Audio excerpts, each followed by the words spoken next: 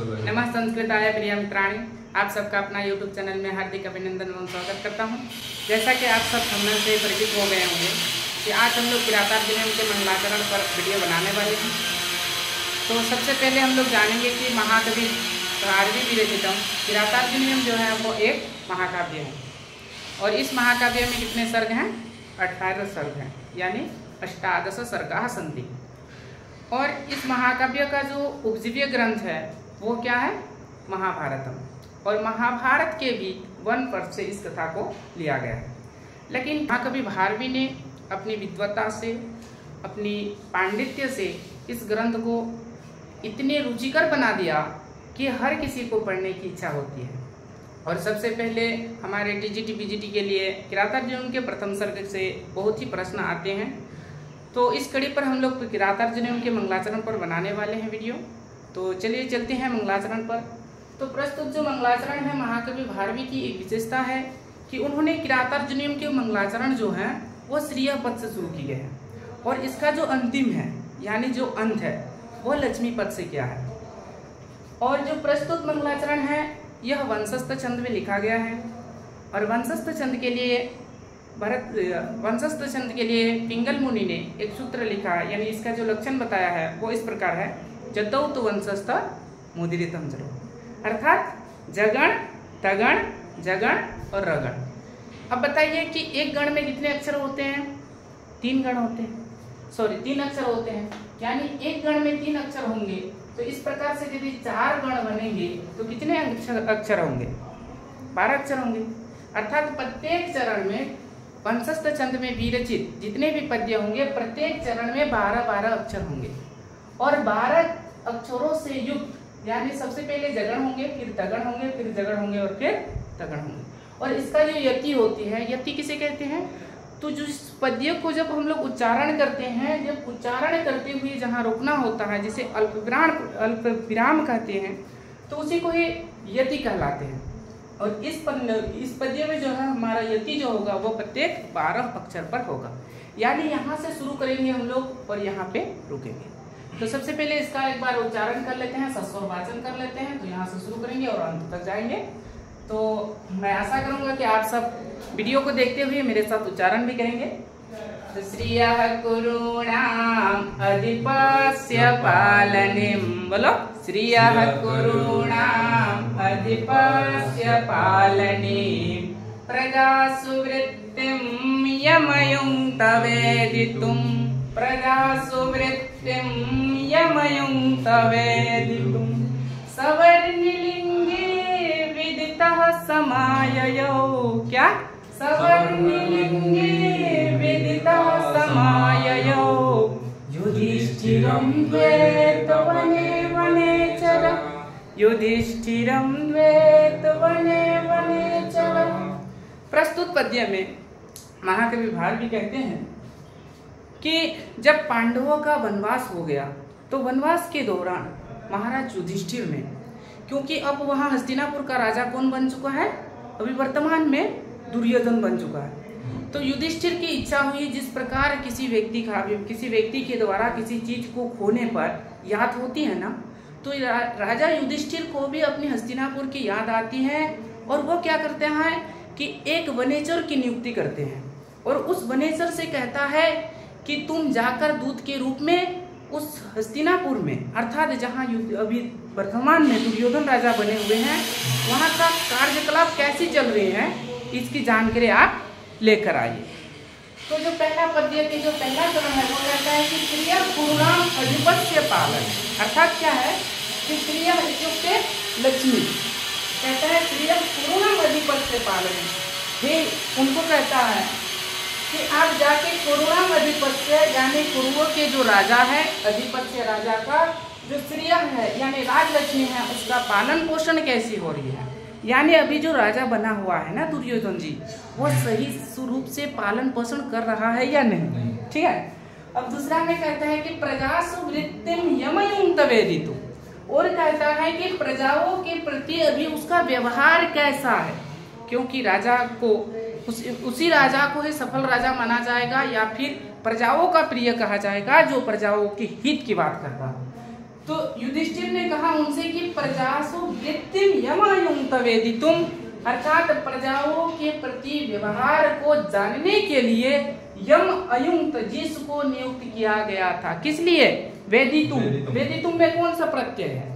तुमुन प्रत्यय है, यानी जानने के लिए। वेदितुम अर्थात जानने के लिए।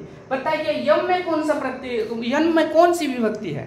यम नहीं, यम में द्वितीय विभक्ति है। जैसे हम लोग पढ़ते हैं यह यो ये यम, यानी जिसको नियुक्त किया गया था। किस लिए? प्रजाओं के प्रति व्यवहार और कुरुओं के जो राजा है उसका राजलक्ष्मी को जानने के लिए। सवर्णलिंगे विदितः समाययो, वो कैसा था, किस रूप में गया था? तो वर्णलिंगे। वर्णलिंगे कहते हैं ब्रह्मचारी वेश में, यानी वो ब्रह्मचारी वेश में गया था। और विदितः समाययो, जानकर अच्छे प्रकार से लौट के आए। विदितः में कौन सा प्रत्यय है पूछे तो बोलना है अक्त प्रत्यय है। कौन सा है? अक्त प्रत्यय, यानी वो जानकर लौट के आ गए। और इसका स्त्रीलिंग में क्या बनेगा? विदिता बन जाएगा। ठीक है, अब कहाँ आया है? युधिष्ठिरम द्वैत बने वनेचर। कौन आया है? यही वनेचर जिसका नियुक्त किया गया था। किसके द्वारा नियुक्त किया गया था? कौन सा राजा था? राजा युधिष्ठिर के द्वारा। किस लिए?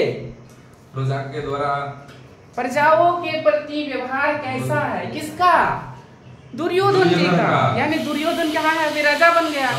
तो उनका प्रजाओं के प्रति कैसा व्यवहार है और राजलक्ष्मी का पालन पोषण ठीक ढंग से कर रहा है या नहीं, ये सब जानने के लिए किन्होंने नियुक्त किया था?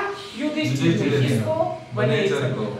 और अभी कहाँ आया है? द्वैत बने, अर्थात युधिष्ठिर लोग अभी कहाँ रह रहे हैं? द्वैत बने। इसका मतलब इस पद्य का इस प्रकार से अर्थ होगा, यानी श्रीय कुरुणाम, कुरुओं की जो अधिपत्य है यानी दुर्योधन का, श्रीय अर्थात राजलक्ष्मी का पालन पोषण कैसे चल रहा है, और प्रजासु वृत्तिम, प्रजाओं के प्रति उसका कैसा व्यवहार है, यह सब अयुक्त यम अयुक्त जिसको नियुक्त किया गया था। किस लिए? जानने के लिए। किस प्रकार से हो गया था? सवर्णलिंगे विदितः समाययो, वो वर्णलिंगी रूप में यानी ब्रह्मचारी वेश रूप में। और आप सबको पता ही होगा कि यदि स्टूडेंट लाइफ में यानी स्टूडेंट बेस में आप जहाँ कहीं भी जाइएगा तो कोई रोकेगा नहीं। तो उस समय भी राजा की, क्योंकि बताइए कि राजा का कुछ भी निरीक्षण करना, राजा के बारे में गुप्त रूप से सूचना ले जाना कोई छोटी बात नहीं थी, है ना। तो उस समय क्या किया गया था? दुर्योधन ये युधिष्ठिर बड़े होशियार थे, तो इन्होंने सोचा कि इनको ऐसे नहीं भेजेंगे, स्टूडेंट बेस में भेज देते हैं ताकि इनको कोई पहचान ना ले। और पहचान भी ले तो क्या करेगा, क्या बिगाड़ लेगा, वो तो बच्चा है, स्टूडेंट है, ठीक है। तो उसको सवर्णलिंगे विदितः समाययो, अर्थात उन्होंने क्या किया? अच्छे प्रकार से जान भी लिया और समाययो अर्थात लौट के आया। कहाँ पे? युधिष्ठिरम द्वैत बने वनेचर। इस प्रकार इस पद्य का समापन होती है। तो इनमें से इस प्रकार से प्रश्न पूछ सकते हैं, जैसे श्रीय में कौन सी विभक्ति है तो क्या बताना है? श्रीय में षष्ठी विभक्ति है, यानी और वचन पूछे तो क्या बताना है? षष्ठी विभक्ति एक वचन। बताइए कुरुणाम में कौन सी विभक्ति है? क्या है? हाँ आप भी बताइए, आप वीडियो देख रहे हैं ना। कुरुणाम में कौन सी विभक्ति है ये बताइए। कुरुणाम में षष्ठी विभक्ति बहुवचन। अधिपत्य में कौन सी विभक्ति है? आपको पूछ लेगा अधिपत्य इत्यस्य पद्यस्य इत्यस्य पद्ये यानी इत्यस्मिन् पदे का विभक्ति, तो क्या बताना है? षष्ठी विभक्ति। यदि ऑप्शन में रहे षष्ठी विभक्ति तथा तदेव भविष्यति। पालनम में कौन सी विभक्ति है तो क्या होगा? पालनम में द्वितीय विभक्ति। बताओ प्रजासु में कौन सी विभक्ति? सप्तमी में पूछे तो वचन कौन सी है? वचन बताना है, बहुवचन। जैसे लता का रूप चलता है ना, तो उसी प्रकार प्रजासु हो जाएगा। बताओ वृत्तिम में कौन सी विभक्ति है? वृत्तिम में द्वितीय विभक्ति, यानी प्रजाओं के प्रति आचरण को जानने के लिए, है ना। यम में कौन सी विभक्ति है? पूर्व आपने बताया था यम में द्वितीय विभक्ति। और वचन बता दीजिए, वचन कौन सी है? एक वचन। जैसे यह ये यम होता है ना, तो यम में कौन सी वचन है? विभक्ति है एक वचन। अयुक्त जो है, अयुक्त पद में भी कौन सा प्रत्यय है तो बताना है अक्त प्रत्यय। और विधि तुम में कौन सी प्रत्यय है तो यहाँ पे है तमुन प्रत्यय। अब बात करते हैं, जैसे ये सह का अर्थ क्या होगा? सह का अर्थ होगा वह। सह का सह जो है वो किस पद से बना है, यानी इसका प्रातिपदिक क्या है तो है तत्। तत् का पुल्लिंग में सह होता है और स्त्रीलिंग में अब बताइए हमें कमेंट करके क्या होगा? बहुत बढ़िया, बहुत बढ़िया। अब ये विदितः में कौन से प्रत्यय है? अक्त प्रत्यय है। हाँ। और युधिष्ठिरम मतलब युधिष्ठिरम का अर्थ क्या होगा इसका? युधिष्ठिरम में कौन सी विभक्ति है? पांचवी नहीं है भैया, द्वितीय विभक्ति है। द्वितीय विभक्ति यानी युधिष्ठिर को प्राप्त हुआ। कौन प्राप्त हुआ? वनेचर प्राप्त हुआ, है ना। वनेचर प्राप्त हुआ किसको? युधिष्ठिर। और इसमें कौन सी कारक लगती है? कौन सी कारक लगती है? यानी द्वितीय विभक्ति में कौन सा कारक होता है? कौन सा कारक? कर्म कारक। और कर्म कारक का चिन्ह क्या होगा? को होगा, सही पकड़ा। कर्म कारक में कौन सी कारक होगी? यानी कर्म कारक में द्वितीय विभक्ति में कर्म कारक होगी। तो इस प्रकार से इस पद्य का हम लोग वाचन भी कर लिए और इसका अर्थ भी जान लिए। तो एक बार पुनः सस्वर वाचन करेंगे। और अच्छा ये बताइए कि इस पद्य में कौन सी छंद है? पहले बताइए। वंशस्थ छंद है। वंशस्थ छंद। वंशस्थ छंद का लक्षण बताइए।